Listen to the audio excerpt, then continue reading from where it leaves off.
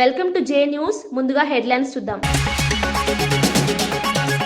కేంద్ర జలశక్తి మంత్రి CR పాటిల్తో CM Chandrababu భేటీ. పోలవరం సహా పలు ప్రాజెక్టులకు నిధులు అనుమతులపై చర్చ. జల్ జీవన్ మిషన్ కు అదనంగా 1000 కోట్లు కేటాయించాలని వినతి.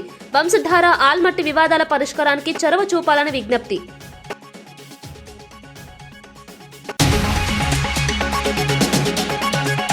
రాష్ట్రం నుంచి గ్రామ స్థాయి వరకు కమిటీలు వేస్తామన్న కేటీఆర్. యువకులు అనుభవజ్ఞుల సమన్వయంతో కమిటీలు ఏర్పాటు చేయాలన్న కేటీఆర్. పోరాటాలకు సిద్ధం చేసేలా పార్టీ కమిటీల పునర్నిర్మాణం చేస్తామన్న కేటీఆర్. కేసీఆర్ నిర్ణయంతో జనవరిలో బీఆర్ఎస్ కమిటీలు ఖరారు.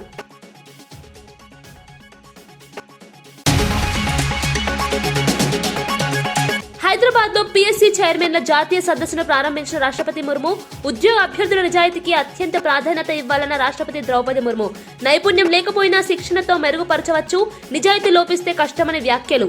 అణగారిన వర్గాలకు సేవ చేయాలనే దృక్పథం అభ్యర్థుల్లో ఉండాలని సూచన. ప్రధాని మోదీ ఇచ్చిన టీ పార్టీకి హాజరైన ప్రియాంక గాంధీ. నిరసనలు ఆందోళన మధ్య ముగిసిన శీతాకాల సమావేశాలు. విపక్షాల వ్యతిరేకత నడుమ జీ బిల్లుకు ఆమోదం. సంప్రదాయం ప్రకారం సభ్యులకు తేనీటి విందు ఇచ్చిన ప్రధాని. ఏపీ ముఖ్యమంత్రి చంద్రబాబు నాయుడు ఢిల్లీలో పర్యటిస్తూ కేంద్ర జలశక్తి శాఖ మంత్రి సిఆర్ పాటిల్తో కీలక సమావేశం నిర్వహించారు. ఈ భేటీలో రాష్ట్రానికి సంబంధించిన జల వనరుల సమస్యలు, పెండింగ్ ప్రాజెక్టులపై చర్చ జరిగినట్లు సమాచారం. ముఖ్యంగా అంతర్రాష్ట్ర జల వివాదాలు, కేంద్ర అనుమతులు, అవసరమైన ప్రాజెక్టుల పురోగతిపై సీఎం చంద్రబాబు దృష్టి సారించారు. ఆంధ్రప్రదేశ్ కు న్యాయమైన నీటి వాటా దక్కేలా కేంద్ర సహకారం అందించాలని ఆయన కోరినట్లు తెలుస్తోంది. జల వనరుల అభివృద్ధి రాష్ట్ర వ్యవసాయం, పరిశ్రమలు, తాగునీటి అవసరాలకు ఎంతగానో ఉపయోగపడుతుందని చంద్రబాబు ఈ సందర్భంగా ప్రస్తావించారు. కేంద్రం, రాష్ట్రం మధ్య సమన్వయంతోనే జల సమస్యలకు శాశ్వత పరిష్కారం సాధ్యమని అభిప్రాయపడ్డారు. ఈ సమావేశం రాష్ట్రానికి కీలక ప్రాజెక్టులకు ఊతం ఇవ్వనుందని రాజకీయ వర్గాలు భావిస్తున్నాయి.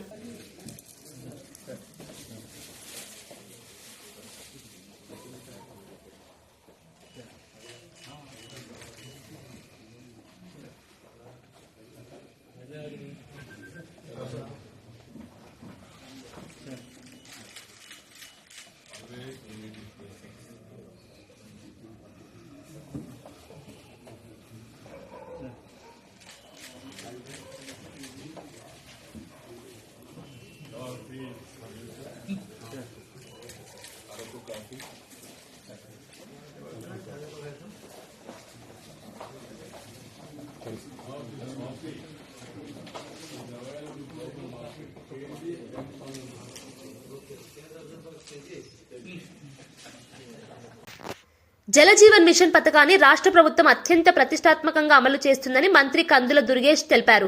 గోదావరి జలాల ఆధారంగా చేపట్టే ప్రాజెక్టుకు త్వరలో శంకుస్థాపన జరగనుందని వెల్లడించారు. ఈ కార్యక్రమానికి ఉప ముఖ్యమంత్రి పవన్ కళ్యాణ్ తూర్పు గోదావరి జిల్లా పెరవలికి రానున్నట్లు చెప్పారు. ఉమ్మడి ఉభయ గోదావరి జిల్లాలో 3050 కోట్ల వ్యయంతో ఈ ప్రాజెక్టును అమలు చేయనున్నామని మంత్రి తెలిపారు. ప్రతి ఇంటికి తాగునీరు అందించడమే లక్ష్యమని వివరించారు. గ్రామీణ ప్రాంతాల్లో నీటి సమస్యను పూర్తిగా పరిష్కరించేందుకు ఈ ప్రాజెక్టు కీలకమని అన్నారు. అభివృద్ధి పనులు వేగంగా పూర్తయ్యేలా చర్యలు తీసుకుంటున్నామని స్పష్టం చేశారు. 50 కోట్ల రూపాయలతో చేస్తున్నటువంటి కార్యక్రమం మనందరికీ తెలుసు. జల్ జీవన్ మిషన్ అనేది 2019-24 మధ్యలోనే పూర్తవలసినటువంటి కార్యక్రమం. ఆ రోజు ఉన్నటువంటి ప్రభుత్వం ఋతుమంతరంగా కొన్ని పైప్ లైన్లు ఏర్పాటు చేసి ప్రజలకి శుద్ధి చేసినటువంటి తాగునీరు ఇచ్చేటువంటి విషయంలో పూర్తిగా దాన్ని పక్కన పెట్టేసి ఆ నిధుల్ని వేరే ప్రాంతాలకి, వేరే కార్యక్రమాలకి, వాళ్ళ సొంత అవసరాలకి మళ్లించినటువంటి సందర్భాన్ని మనం చూసాం. అయితే ఈ కూటమి ప్రభుత్వం వచ్చిన తర్వాత ఈ జల్ జీవన్ మిషన్ కి ఏ బ్యాంక్ అయితే ఏషియా బ్యాంకు సపోర్ట్ చేస్తుందో వారు మనల్ని అడిగారు. ముఖ్యమంత్రి చంద్రబాబు నాయుడు గారు, ఉప ముఖ్యమంత్రి పవన్ కళ్యాణ్ గారు ఇద్దరు కూడా జల్ జీవన్ మిషన్ ద్వారా ఈ కార్యక్రమాన్ని పూర్తి చేసి పోర్టబుల్ వాటర్ ని ప్రజలందరికీ కూడా తాగునీరుగా ఇచ్చేదానికి ఈ ప్రభుత్వం చిత్తశుద్ధితో కృషి చేస్తున్నారు. కేంద్ర ప్రభుత్వం తీసుకొస్తున్న కొత్త MGNREGA బిల్ పేదల జీవనాధారాన్ని తీవ్రంగా దెబ్బతీసే ప్రమాదం ఉందని కాంగ్రెస్ జనరల్ సెక్రటరీ ప్రియాంక గాంధీ హెచ్చరించారు. ప్రస్తుత పథకంలో కేంద్రం 90% నిధులు భరిస్తుండడం వల్లే గ్రామీణ ఆర్థిక వ్యవస్థ నిలబడిందని ఆమె గుర్తు చేశారు. 20 ఏళ్లుగా లక్షలాది పేదలకు ఉపాధి కల్పించిన ఈ పథకాన్ని బలహీనపరచడం అన్యాయమని అన్నారు. కొత్త బిల్లులో కేంద్ర నిధులు తగ్గిస్తే రాష్ట్రాలు భరించలేవని, ఫలితంగా పథకం నిర్వీర్యమవుతుందని పేర్కొన్నారు. ఇది పేదలకు తీవ్రమైన దెబ్బ అని వ్యాఖ్యానించారు. ఉపాధి లేక ఇబ్బంది పడే ప్రజలకు ఈ పథకం ప్రాణాధారమని చెప్పారు. కేంద్ర ప్రభుత్వం ఈ నిర్ణయాన్ని పునరాలోచించాలని ప్రియాంక గాంధీ డిమాండ్ చేశారు. and had difficulty getting employment. And for 20 years, it's been one of the good schemes which has run, which has helped poor people, especially those who have nothing. Now, in this new formation, in the new form of the bill, when you cut down so much of the allocation from the center, and most of the allocation is, a lot of it is going to come from the states. Gurajala మాజీ MLA కాసు మహేష్ రెడ్డి కూటమి ప్రభుత్వ పాలనపై తీవ్ర వ్యాఖ్యలు చేశారు. అభివృద్ధి చేయడం చేతకాని వారు ఎమ్మెల్యేలైతే పాలన ఇలానే ఉంటుందని ఆయన విమర్శించారు. సాధారణంగా గ్రామాలు పట్టణాలుగా, పట్టణాలు నగరాలుగా అభివృద్ధి చెందాలని చెప్పారు. కానీ గురజాలలో మాత్రం పాలన పూర్తిగా రివర్స్ దిశలో సాగుతోందని ఆరోపించారు. కూటమి పాలనలో పట్టణాన్ని మళ్లీ గ్రామంగా మారుస్తున్నారని వ్యాఖ్యానించారు. అభివృద్ధి లేకపోతే రాజకీయ చైతన్యం కూడా క్షీణిస్తుంది ఆయన అన్నారు. మౌలిక సదుపాయాల కల్పనలో ప్రభుత్వం విఫలమైందని ఆరోపించారు. గురజాల ప్రజలు ఎదుర్కొంటున్న సమస్యలపై ప్రభుత్వం దృష్టి పెట్టాలని కోరారు. అభివృద్ధి పేరుతో హామీలిచ్చి అమలు చేయకపోవడం ప్రజలకు మోసమేనని కాసు మహేష్ రెడ్డి వ్యాఖ్యానించారు. సుమారు 15-17 కోట్లు, మరి దాచేపల్లికి 20-25 కోట్లతో శాంక్షన్ చేశాం. గురజాల్లో టెండర్లు పూర్తయినాయి, పనులు మొదలైనవి. కానీ 1.5 సంవత్సరాల నుంచి దాన్ని పట్టించుకున్న నాదులు లేడు. ఇలాగ అనేక కార్యక్రమాలు. కానీ ఈరోజు తెలుగుదేశం పార్టీ ఏం చేస్తుంది? ఒక అవగాహన లేని నాయకులు, తెలివి లేని నాయకులు, ఎమ్మెల్యేలు, మంత్రులు అయితే ఎలా ఉంటుందో ఈరోజు చూస్తున్నాం. జంగమేశ్వరపురాన్ని మళ్ళీ గ్రామం చేస్తారంట. అది ఏమన్నా గొప్ప?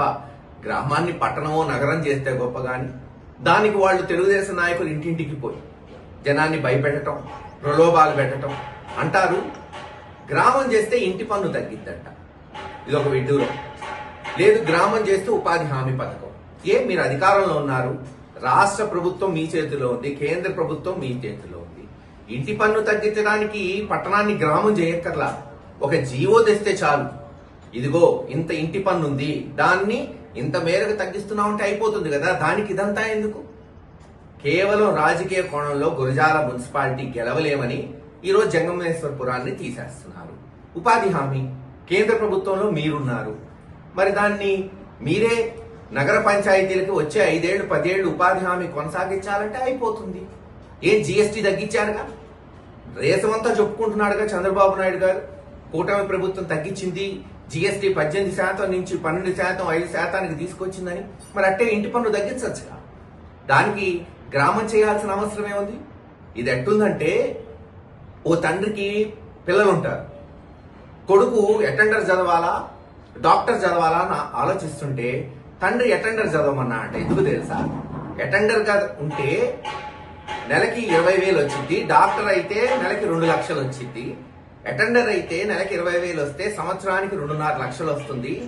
ఇన్కమ్ ట్యాక్స్ కట్టక్కర్లేదు, ఆదాయ పన్ను కట్టక్కర్లేదు, అందుకని అటెండర్ అవ్వు. అదే డాక్టర్ అయితే నెలకి 2 లక్షలు వస్తే సంవత్సరానికి 24 లక్షలు వస్తే సంవత్సరానికి కనీసం 4-5 లక్షలు ఆదాయ పన్ను ఇన్కమ్ ట్యాక్స్ కట్టాల్సిన ఉంటుంది. ఎక్కడన్నా గ్రామాన్ని పట్టణం చేసి అన్ని వసతులు, మౌలిక సదుపాయాలు కల్పిస్తూ ఒకవేళ నగర పంచాయతీలు జనం ఇంటి పన్ను కట్టుకోలేకపోతే ఇవ్వండి. ఒక 5-10 ఏళ్లు ప్రభుత్వంలో ఉన్నారు కదా, అసెంబ్లీలో కనీసం దీని మీద చర్చించింది కూడా లేదు. పెట్టి ప్రభుత్వంలో ఇదిగో ఇంటి పన్ను తగ్గిస్తున్నా వచ్చే 5 సంవత్సరాలు అని చెప్పచ్చు కదా, చెయ్యట్లా. ఇది దీన్ని బట్టే అర్థమవుతుంది ఇది రాజకీయ కోణంలో ముఖ్యమంత్రి విమానాశ్రయం వెలుపల మంత్రి నారా లోకేష్ కు టీడీపీ నాయకులు ఘన స్వాగతం పలికారు. ఎమ్మెల్యే బత్తుల బలరామకృష్ణ, తూర్పు గోదావరి జిల్లా టీడీపీ అధ్యక్షులు బొడ్డు వెంకటరమణ చౌదరి నేతృత్వంలో విస్తృత ఏర్పాట్లు చేశారు. మంత్రికి స్వాగతం పలికేందుకు పెద్ద ఎత్తున పార్టీ శ్రేణులు తరలివచ్చాయి. నారా లోకేష్ చిత్రాలతో కూడిన ఫ్లెక్సీలను ఏర్పాటు చేసి 2 భారీ గజమాలలతో ఘనంగా సత్కరించారు. ఈ సందర్భంగా నినాదాలు, కరతాళ ధ్వనులతో విమానాశ్రయ పరిసరాలు మారుమోగాయి. రాష్ట్ర అభివృద్ధిలో లోకేష్ కీలక పాత్ర పోషిస్తున్నారని నాయకులు పేర్కొన్నారు. యువత, కార్యకర్తల్లో ఆయనపై ఉన్న అభిమానాన్ని ఈ స్వాగత కార్యక్రమం స్పష్టంగా చూపిందని పార్టీ వర్గాలు అభిప్రాయపడ్డాయి.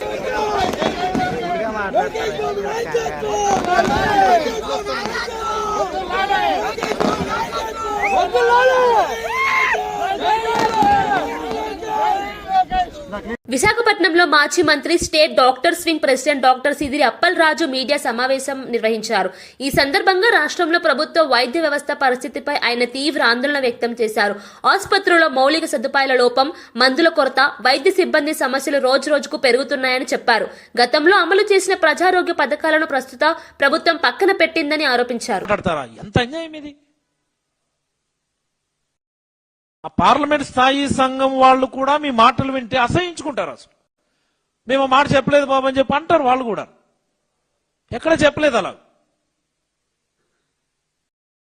ఇంత అన్యాయంగా మాట్లాడుతూ ఉన్నారు. అంటే మెయిన్ స్ట్రీమ్ మీడియా వాళ్ళు రాస్తున్నారు, పార్లమెంటరీ స్థాయి సంఘం ప్రైవేట్ ని ఎంకరేజ్ చేయమంది, ప్రైవేట్ ముద్దు, ప్రభుత్వం గవర్నమెంట్ వద్దు అన్నట్టు మాట్లాడుతూ ఉంటే చాలా ఆవేదన కలుగుతూ ఉంటుంది. డబ్బులు లేవు, ఏం డబ్బులు లేకపోవడం? నిన్న మా జగన్ సార్ చెప్పినట్టు ఒక రోజు కూడా కాదు, ఒక గంట యోగా ఖర్చుకి 300 కోట్లు ఖర్చు పెట్టారండి మీరు. గంట. అమరావతిలో నీళ్లు తోడే ప్రాజెక్టు, ఒక ప్రాజెక్ట్ అని చెప్పుకోవాలి మనం. అమరావతిలో నీళ్లు తోడే ప్రాజెక్టు, సంవత్సరానికి ఒక 400 కోట్లు మీరు దాన్ని ఖర్చు పెడతా ఉన్నారు. ముళ్ళకంపలు కొట్టే ప్రాజెక్టు, అదో ప్రాజెక్ట్. అది అమరావతిలో ముళ్ళకంపలు కొట్టే ప్రాజెక్టు, దానికి 100 కోట్లు ఖర్చు పెడతా ఉన్నారు. మొన్న ఈ సీడ్ యాక్సిస్ రోడ్ నుంచి హైవే కనెక్టింగ్ 3 కిలోమీటర్ల రోడ్, అది road worth total 3 kilometres length, 540 కోట్లకు టెండర్ పిలిచారంటే కిలోమీటర్ 180 కోట్లు. వీటన్నిటికీ డబ్బులు ఉన్నాయా? అదేదో బ్రిడ్జ్ అన్నారు, 2 కిలోమీటర్ బ్రిడ్జ్కి ఏమో 1250 కోట్లు అన్నారు. మరి ఈ డబ్బులన్నీ ఎక్కడి నుంచి వస్తున్నాయి? వీటన్నిటికి మీకు డబ్బులు వస్తున్నాయి.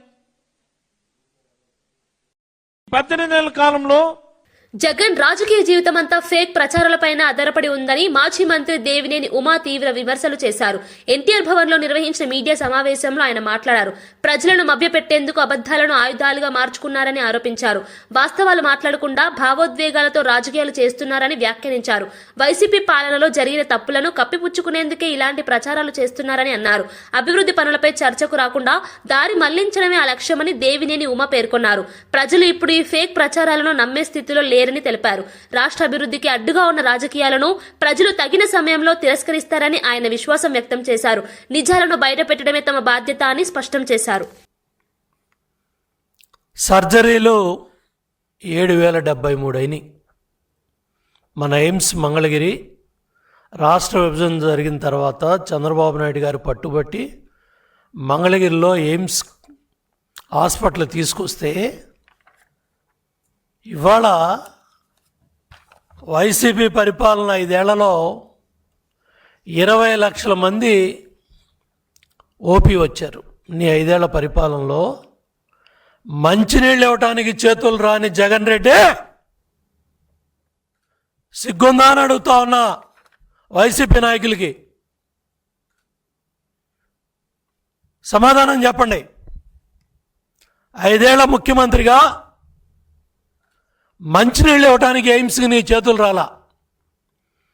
అక్కడ మెడికల్ కాలేజీ మెడికోస్ ఉన్నారు, నర్సింగ్ విభాగం ఉంది, 100 మంది పిల్లలు చదువుకుంటున్నారు, 20 లక్షల మంది పేషెంట్స్ వచ్చారు. 20 లక్షల మంది నీ 5 ఏళ్ల పాలనలో. మంచినీళ్ళు ఇవ్వటానికి ఎయిమ్స్కి చేతులు రాలా. చెట్టు నాటడానికి వెళ్తే అక్కడ సిబ్బంది అడిగారు, చంద్రబాబు నాయుడు గారు కట్టారు. కేంద్రం మంచి పేరు వస్తుంది కాబట్టి ఈ వాస్తవాలు బయటికి రాకూడదు. మంచినీళ్ళు ఇవ్వకపోతే పేషెంట్స్ వెళ్ళరు. అంత దుర్మార్గమైన మనస్తత్వం కలిగిన నువ్వు ఇవాళ కలబోలి కబుర్లు చెప్తావా? మెడికల్ కాలేజీ పిల్లల్ని ఉద్ధరిస్తావా? పేదవాళ్ళని ఉద్ధరిస్తావా? దగ్గర ఇన్పేషెంట్లు 8390 మంది ఇన్పేషెంట్లు 5 ఏళ్లలో ఉన్నారు. 3753 సర్జరీలు అయినాయి. మంచినీళ్ళు ట్యాంకర్లు పెట్టి కేంద్ర ప్రభుత్వ నిధులతో కృష్ణానది పక్కన ఎయిమ్స్ హాస్పిటల్కి, ఎయిమ్స్లో ఉన్న మెడికల్ కాలేజీ నర్సింగ్ పిల్లలకి ట్యాంకర్లతో నీళ్లు కొనుక్కొచ్చి పోసుకున్నారు ఎయిమ్స్ హాస్పిటల్ నడపటానికి.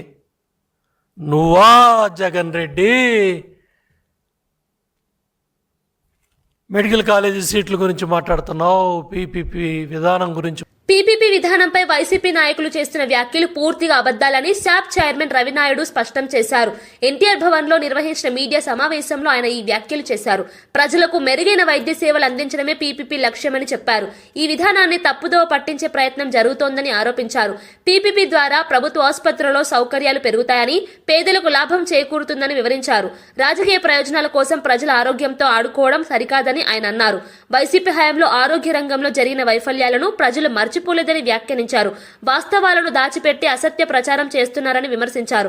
ప్రజలు నిజాలను గుర్తించి అభివృద్ధి కార్యక్రమాలకు మద్దతు ఇవ్వాలని రవినాయుడు కోరారు. పార్ట్నర్షిప్ లేదా దాంట్లో ఈరోజు స్పష్టంగా గౌరవ ముఖ్యమంత్రి చంద్రబాబు నాయుడు గారు చాలా స్పష్టంగా చెప్పారు, ఇంకా సీట్లు పెరుగుతాయి, 220 మెడికల్ కళాశాల సీట్లు పెడతాయి, మెరుగైన వైద్యం అందుతుంది.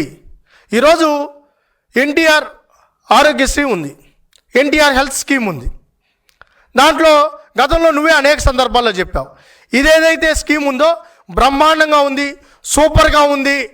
ఈ రాష్ట్రంలో దానివల్ల ప్రైవేట్ హాస్పిటల్కి వెళ్ళి మంచి ట్రీట్మెంట్ తీసుకుంటున్నారని నువ్వే చెప్తావు. మరి ప్రైవేట్ హాస్పిటల్కి వెళ్ళి మంచి ట్రీట్మెంట్ తీసుకుంటున్నావు, నేను డబ్బిస్తున్నానని చెప్పిన నువ్వు ఈరోజు దాన్ని వక్ర భాష్యం ఎందుకు వాడుతున్నావు? మేము అడుగుతున్నాం సూటిగా, ఎందుకు వక్ర భాష్యం వాడుతున్నావు? అంటే ప్రైవేట్ హాస్పిటల్కి మటుకు ప్రభుత్వం ధనం ఇచ్చు, అది మంచి స్కీము. ఈరోజు పబ్లిక్ ప్రైవేట్ పార్ట్నర్షిప్ మీద దాన్ని మటుకు నువ్వు వ్యతిరేకిస్తావు. ఇది ఎక్కడా? అంటే నీ విధానాలు ఏదైతే ఉన్నాయో, నేను నిన్న తెల్లారితో ఒక టీ తాగడానికి ఒక హోటల్లో ఉన్నా, ఒక నలుగురు మాట్లాడుకుంటున్నారు. ఆ నలుగురు ఏం మాట్లాడుకుంటున్నారంటే ఈ రాష్ట్రం గురించి, కంపెనీలు, ఇండస్ట్రీస్ గురించి మాట్లాడుతూ ఈ జగన్మోహన్ రెడ్డి ఏంటయ్యా ఇట్లా తయారయ్యాడు, పిచ్చా మెంటలా ఏంటో మాకు అర్థం కాలేదు, మంచి ప్రైవేట్ కాలేజీలు కట్టిస్తామంటున్నారు, ఇంకా సీట్లు పెరుగుతుందంటున్నారు, అదేవిధంగా మంచి వైద్యం అందిస్తా అంటున్నారు, ఫ్రీ ట్రీట్మెంట్ ఇప్పిస్తా అంటున్నారు పేదవాళ్ళకి. మరి అదే కదా మనం కోరుకునేది. మరి ఏంది మెంటలా, ఏంటి ఇతని చేష్టలు ఏంటి? మరి మనం బెంగళూరుకి, హైదరాబాద్ పోయి వైద్యం చేసుకోవాలా? పేదవాడు పోయి అక్కడికెక్కడ పోగలుగుతాడు?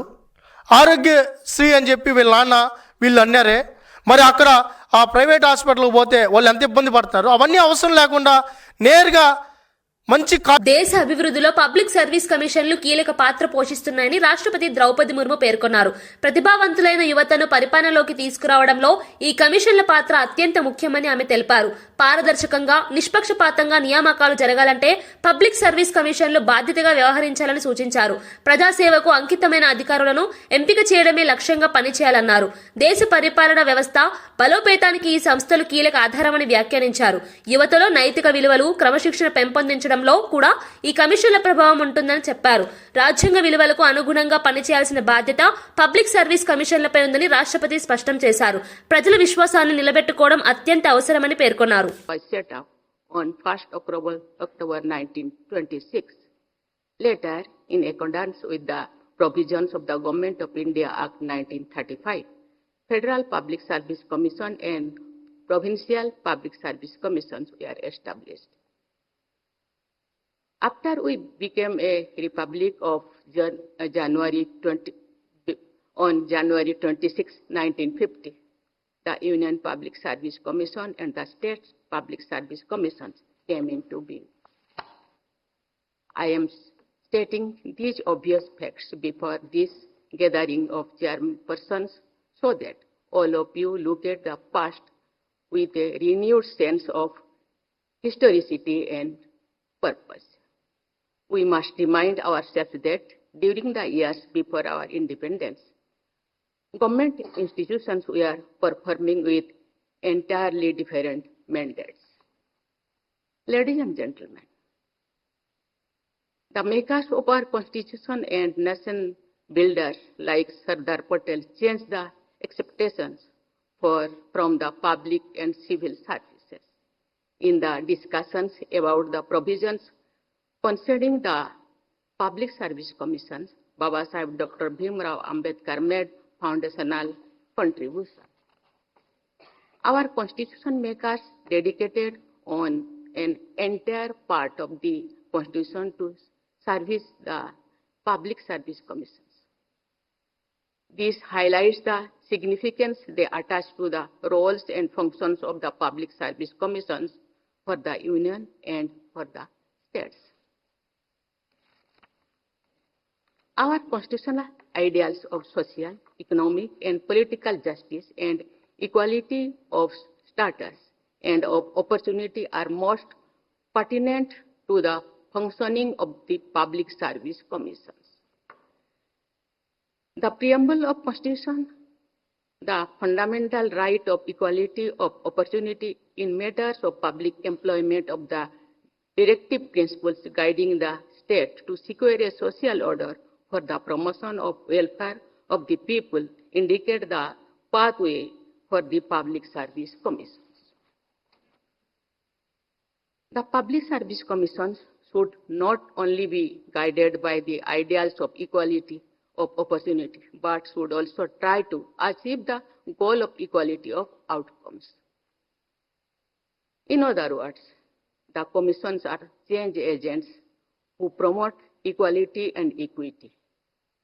I acknowledge their contribution in guiding this change. The vision of our nation builders has been substantially translated into reality by the efforts of the civil servants selected by the UPSC and state public service commissions. పార్టీని మరింత బలోపేతం చేసే దిశగా జనవరి నెలలో అన్ని స్థాయిల కమిటీలను ఏర్పాటు చేయాలని పార్టీ అధినేత కేసీఆర్ నిర్ణయించినట్లు నేతలు తెలిపారు. ఈ అంశంపై హైదరాబాద్ లో నిర్వహించిన సమావేశంలో కీలక చర్చ జరిగింది. రాష్ట్ర రాజకీయ పరిస్థితులు, భవిష్యత్ కార్యాచరణపై సమీక్షించిన అనంతరం ఈ నిర్ణయానికి వచ్చారని చెప్పారు. ఈ సందర్భంగా పార్టీ వర్కింగ్ ప్రెసిడెంట్ కేటీఆర్ మాట్లాడుతూ పోరాడే స్ఫూర్తి ఉన్న యువకులతో పాటు అనుభవజ్ఞులైన నాయకులను కూడా కలుపుకొని కమిటీలు ఏర్పాటు చేయాలని సూచించారు. రాష్ట్ర స్థాయి నుంచి మండల, గ్రామ స్థాయి వరకు బలమైన నిర్మాణం అవసరమని చెప్పారు. కేవలం పదవుల కోసమే కాకుండా ప్రజల సమస్యలపై నిరంతరం పోరాడే విధంగా కమిటీల పాత్ర ఉండాలని తెలిపారు. మన పార్టీ మరి జనవరి మాసంలోనే కొత్తగా సభ్యత్వ నమోదు కార్యక్రమం, కొత్త గ్రామ కమిటీలు, కొత్త మండల కమిటీలు, అట్లాగే జిల్లా కమిటీ కూడా కొత్తదనంతో నేసుకుందాం. మంచి చాకు లాంటి పిల్లలు ఎంతో మంది ఉన్నారు. వాళ్ళందరినీ కూడా కలుపుకొని బ్రహ్మాండంగా కొత్త రక్తం అట్లాగే పాత తరం అందరినీ కలుపుకునే విధంగా మంచి బ్యాలెన్స్ తోని కొత్త కమిటీలు కూడా వేసుకుందాం జనవరి మాసంలో. దానికి కూడా దయచేసి గౌరవ సర్పంచులు అట్లాగే ఉప సర్పంచులు, వార్డు సభ్యులు మీరు కూడా పార్టీ పనిలో మీరు కూడా పూర్తి స్థాయిలో బాధ్యత తీసుకోవాలని నేను కోరుతా ఉన్నా. సముద్రంలోకి వృధాగా వెళ్లిపోతున్న నీటిని వినియోగంలోకి తీసుకురావడమే తమ ప్రభుత్వ ప్రధాన లక్ష్యమని మంత్రి నిమ్మల రామానాయుడు స్పష్టం చేశారు. తెలంగాణ ప్రభుత్వం సుప్రీంకోర్టులో వేసిన పిటిషన్పై ఆంధ్రప్రదేశ్ ప్రభుత్వం కూడా కేవియట్ పిటిషన్ దాఖలు చేసినట్లు తెలిపారు. ఎగువ రాష్ట్రం తెలంగాణలో ప్రాజెక్టులకు సెంట్రల్ వాటర్ కమిషన్ అనుమతులు ఇచ్చినప్పుడు దిగువ రాష్ట్రం ఆంధ్రప్రదేశ్లో ప్రాజెక్టులకు కూడా అనుమతులు ఇవ్వాల్సిన అవసరం ఉందని ఆయన పేర్కొన్నారు. పార్టీలకు అతీతంగా తెలుగు జాతి సంక్షేమమే సీఎం చంద్రబాబు ఆలోచన అని మంత్రి అన్నారు. నీటి వనరుల సమర్థ వినియోగంతో వ్యవసాయం, తాగునీరు, పరిశ్రమలకు మేలు జరుగుతుందని వివరించారు. రాష్ట్ర ప్రయోజనాలకు కాపాడేందుకు అన్ని న్యాయ మార్గాల్లో పోరాటం చేస్తామని నిమ్మల రామానాయుడు స్పష్టం చేశారు. గౌరవ జలశక్తి కేంద్ర మంత్రివర్యులు పాటిల్ గారితో జరిగినటువంటి ఇరిగేషన్ సంబంధించినటువంటి సమావేశం మంచి సౌహృదమైనటువంటి వాతావరణంలో, ముఖ్యంగా ఆంధ్రప్రదేశ్ రాష్ట్రం ఆ రోజు 2014లో విభజన జరిగిన తర్వాత మరి యొక్క రాష్ట్ర అభివృద్ధికి సంబంధించి, ఇరిగేషన్కి సంబంధించి కేంద్రం పర్టికులర్గా పోలవరం ప్రాజెక్టుని జాతీయ ప్రాజెక్టుగా పూర్తి చేయడంలో మరి అందిస్తున్నటువంటి సాయంకి కృతజ్ఞతలు చెప్పడం జరిగింది. అదేవిధంగా ఆ పోలవరానికి సంబంధించి ఛత్తీస్గఢ్, ఒరిస్సా రాష్ట్రాల్లో ప్రజాభి సేకరణ జరగలేదు అని చెప్పి ఆ రోజు మరి 2011 సంవత్సరంలో స్టాప్ వర్క్ ఆర్డర్స్ ఏదైతే ఆ రోజు కేంద్రం ఇచ్చారో అది తాత్కాలికంగా ఎప్పటికప్పుడు పొడిగించుకుంటూ, అంటే రేపు 2026 నవంబర్ వరకు ఆ యొక్క స్టాప్ వర్క్ ఆర్డర్ మీద స్టే ఇవ్వడం జరుగుతుంది. దీన్ని శాశ్వతంగానే ఈ స్టాప్ వర్క్ ఆర్డర్ని మరి క్యాన్సిల్ చేయమని చెప్పేసి కూడా మరి కోరడం జరిగింది. అదేవిధంగా పోలవరానికి సంబంధించి రైట్ కెనాలు, అదేవిధంగా లెఫ్ట్ మెయిన్ కెనాల్ ఆ రోజు 2009లో డిపిఆర్ తయారు చేసినప్పుడు ఆ రోజు మరి 9,500 అదేవిధంగా 11,500కి మాత్రమే ఆ యొక్క right and left main canals design చేయడం జరిగింది. దాని ప్రకారమే ఆ రోజు డిపిఆర్లో ఆమోదించడం జరిగింది. అయితే భవిష్యత్తు అవసరాలను కూడా దృష్టిలో పెట్టుకుని right main canal 17,500, left main canal కూడా 17,500కి ఇప్పుడు కాలువల యొక్క సామర్థ్యం పెంచి చేస్తున్న వల్ల ఆ పెంచినటువంటి సామర్థ్యానికి అయ్యేటువంటి ఆర్థిక వ్యయం కూడా ఈ పోలవరం ప్రాజెక్టుకు సంబంధించినటువంటి వ్యయంలో మరి కలిపి సాయం అందించాలని చెప్పి కూడా మరి గౌరవ కేంద్ర మంత్రివర్యులు కూడా కోరడం జరిగింది, గౌరవ ముఖ్యమంత్రి గారని చెప్పి తెలియజేసుకుంటూ, అదేవిధంగా గోదావరికి సంబంధించి కూడా మరి ఈ యొక్క నీటి పంపకాల ప్రాజెక్టుల వారీగా అంటే రాష్ట్ర విభజన జరిగిన తర్వాత ప్రాజెక్టుల పరంగా అటు తెలంగాణ కానీ ఇటు ఆంధ్రప్రదేశ్ రాష్ట్రానికి సంబంధించి మరి యొక్క గోదావరి ట్రిబ్యునల్ని వేసుకుని తద్వారా ఆ యొక్క వాటాలను తీసుకోవాలని గతంలోనే మరి అపెక్స్ కౌన్సిల్ మీటింగ్లో కూడా అటు తెలంగాణ ఇటు ఆంధ్ర రాష్ట్ర ముఖ్యమంత్రులు నిర్ణయం తీసుకున్నారు. కాబట్టి ఆ నిర్ణయానికి అనుగుణంగా గోదావరి ట్రిబ్యునల్ను వెనువెంటనే నియమించి తద్వారా ఆ యొక్క ప్రాజెక్టుల వారీగా నీటి పంపకాలు గోదావరిపై చేయాలని చెప్పి కూడా కోరడం జరిగిందని చెప్పి తెలియజేసుకుంటూ, అదేవిధంగా వంశధార ట్రిబ్యునల్కి సంబంధించి మరి వెనువెంటనే దాన్ని కూడా అమలు చేసేటువంటి విధంగా అంటే ఏదైతే 2021లోనే తీర్పు ఇచ్చినటువంటి నేపథ్యంలో ఆ వంశధార ట్రిబ్యునల్ యొక్క తీర్పును అమలు చేసినట్లయితే ఆ ఉత్తరాంధ్రకు సంబంధించి మరి నేరేడు బ్యారేజ్ ఇవి కూడా నిర్మాణం చేసుకోవడానికి అవకాశం ఉంటుంది. కాబట్టి ఆల్రెడీ తీర్పు ఇచ్చి ఉన్నారు కాబట్టి ఆ గెజిట్ నోటిఫికేషన్ కూడా ఇమ్మని చెప్పేసి కూడా కేంద్రాన్ని కోరడం జరిగింది. అదేవిధంగా కేంద్రం సంబంధించినటువంటి నిధులు పర్టికులర్గా RRR ఇటువంటి కేంద్ర సంబంధించినటువంటి నిధులను కూడా త్వరితగతంగా ఆంధ్రప్రదేశ్ రాష్ట్రానికి విడుదల చేసేటువంటి విషయంలో కూడా కోరడం జరిగిందని చెప్పి తెలియజేసుకుంటూ, మరి అదేవిధంగా పోలవరం నల్లమల సాగర్కు సంబంధించినటువంటి ప్రతిపాదనలకు వెనువెంటనే మరి క్లియరెన్స్లు ఇచ్చేటువంటి విధంగా ఫైనాన్షియల్కి కూడా ఇమీడియట్లీ మరి సాయం చేసేటువంటి విధంగా కూడా ముందుకెళ్లాలని చెప్పి కూడా కోరడం జరిగింది. ఎందుకంటే ఈ పోలవరం నల్లమల సాగర్కు సంబంధించి చాలా క్లియర్గా ఏదైతే సముద్రంలోకి వృధాగా పోయేటువంటి నీటిని మనం ఉపయోగించుకుంటూ ఉన్నాం. ఆంధ్రప్రదేశ్ అనేది దిగువ రాష్ట్రం అంచేత దిగువ రాష్ట్రంగా లోయర్ రిపేరింగ్ స్టేట్గా సహజ న్యాయ సూత్రం ప్రకారం కూడా ఆ వరద జలాల్ని ఉపయోగించుకునేటువంటి అవకాశం ఆంధ్రప్రదేశ్ రాష్ట్రానికి ఉంటుంది. ఆంధ్రప్రదేశ్ రాష్ట్రం ఆ వరద జలాలను ఉపయోగించుకోకపోతే అది బే ఆఫ్ బెంగాల్ బంగాళాఖాతంలో కలిసిపోయేటువంటి పరిస్థితి, ఉప్పు నీరులో కలిసిపోయేటువంటి పరిస్థితి. ప్రతి సంవత్సరం కూడా 3000 టీఎంసీల నీరు గోదావరి వరద జలాలు సముద్రంలోకి కలిసిపోతూ ఉన్నటువంటి పరిస్థితి. లాస్ట్ 50 సంవత్సరాలు చూస్తే 1,53,989 టీఎంసీల నీరు ఇలా బంగాళాఖాతంలో కలిసిపోయినటువంటి పరిస్థితి. లాస్ట్ 10 ఇయర్స్ చూస్తే 34,500 టీఎంసీల నీరు బంగాళాఖాతంలో కలిసిపోయినటువంటి పరిస్థితి. అంటే పార్లమెంట్ శీతాకాల సమావేశాలు ముగియడంతో ఉభయ సభలు నిరవధికంగా వాయిదా పడ్డాయి. ఈ సందర్భంగా స్పీకర్ ఓం బిర్లా తన ఛాంబర్లో చాయ్ పే చర్చ కార్యక్రమాన్ని నిర్వహించారు. ఈ కార్యక్రమంలో ప్రధాని నరేంద్ర మోదీ, కాంగ్రెస్ ఎంపీ ప్రియాంక గాంధీ ఒకే చోట కలుసుకుని సరదాగా ముచ్చటించుకున్నారు. కేంద్ర మంత్రి రాజ్నాథ్ సింగ్, రామ్మోహన్ నాయుడు కూడా ఈ సమావేశంలో పాల్గొన్నారు. సభలో తరచూ విమర్శలు, ప్రతి విమర్శలు చేసుకునే నేతలు ఇలా స్నేహపూర్వకంగా మెలగడం రాజకీయ వర్గాల్లో ఆసక్తి రేపింది. రాజకీయ భిన్నాభిప్రాయాలు ఉన్న వ్యక్తిగత సంబంధాలు వేరని ఈ దృశ్యం చాటి చెప్పిందని విశ్లేషకులు అభిప్రాయపడ్డారు. ఈ భేటీ పార్లమెంటరీ సంప్రదాయపై రిపీట్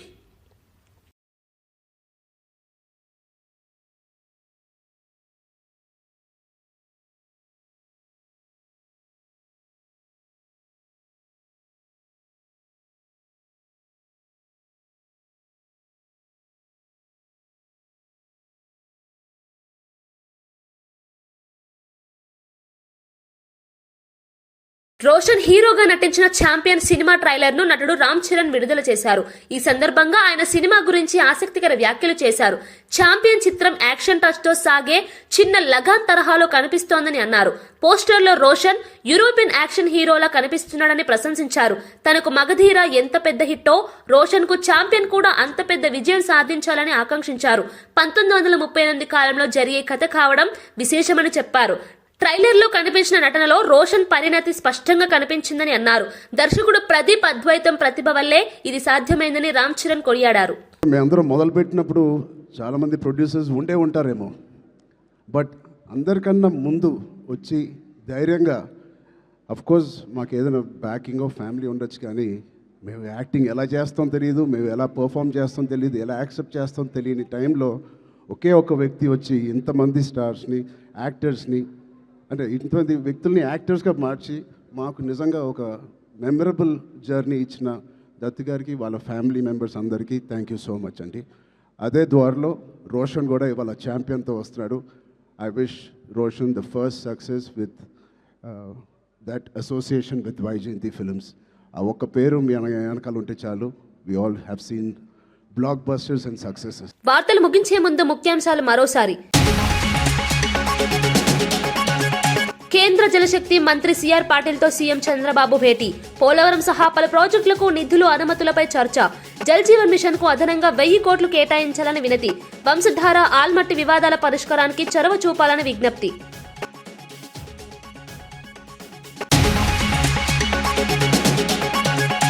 రాష్ట్రం నుంచి గ్రామ స్థాయి వరకు కమిటీలు వేస్తామన్న కేటీఆర్. యువకులు, అనుభవజ్ఞుల సమన్వయంతో కమిటీలు ఏర్పాటు చేయాలన్న కేటీఆర్. పోరాటాలకు సిద్ధం చేసేలా పార్టీ కమిటీల పునర్నిర్మాణం చేస్తామన్న కేటీఆర్. కేసీఆర్ నిర్ణయంతో జనవరిలో బీఆర్ఎస్ కమిటీలు ఖరారు.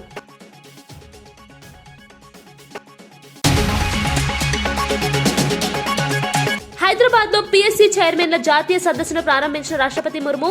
ఉద్యోగ అభ్యర్థుల నిజాయితీకి అత్యంత ప్రాధాన్యత ఇవ్వాలన్న రాష్ట్రపతి ద్రౌపది ముర్ము. నైపుణ్యం లేకపోయినా శిక్షణతో మెరుగుపరచవచ్చు, నిజాయితీ లోపిస్తే కష్టమని వ్యాఖ్యలు. అణగారిన వర్గాలకు సేవ చేయాలనే దృక్పథం అభ్యర్థుల్లో ఉండాలని సూచన. ప్రధాని మోదీ ఇచ్చిన టీ పార్టీకి హాజరైన ప్రియాంక గాంధీ. నిరసనలు, ఆందోళన మధ్య ముగిసిన శీతాకాల సమావేశాలు. విపక్షాల వ్యతిరేకత నడుమ జీ బిల్లుకు ఆమోదం. సంప్రదాయం ప్రకారం సభ్యులకు తేనీటి విందు ఇచ్చిన ప్రధాని. ఇవి ఈనాటి వార్తా విశేషాలు. మరో బులెటిన్లో మళ్ళీ కలుద్దాం. నమస్కారం.